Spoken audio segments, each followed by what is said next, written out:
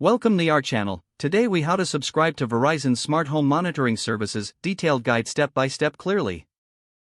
In the top right corner, click on the Sign In button. Enter your Verizon account credentials and click Sign In again.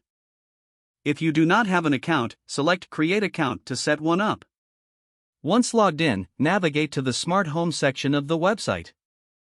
Look for the Smart Home Monitoring option and click on it.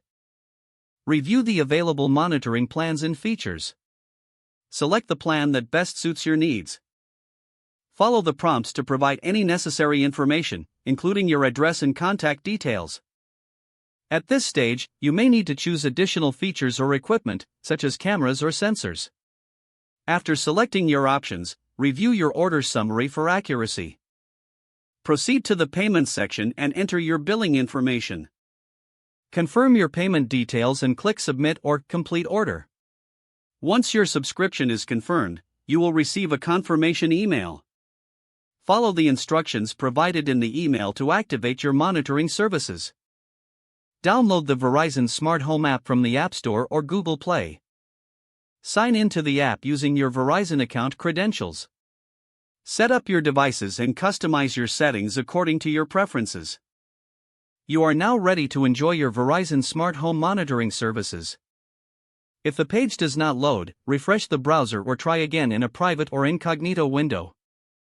Make sure you are using the correct email address, then retype it carefully to avoid small typos. If your password is not accepted, use the reset option and create a new strong password you can remember. Check your spam folder for verification or security emails, then complete any requested confirmation steps. Enable two-factor authentication if available to improve account security and reduce unauthorized access risk. After signing in, review your profile details so your contact information and settings are accurate and current. If you see an error message, note it down and try again after restarting your device and internet connection. Log out when you finish, especially on shared devices, to keep your account and payment information secure.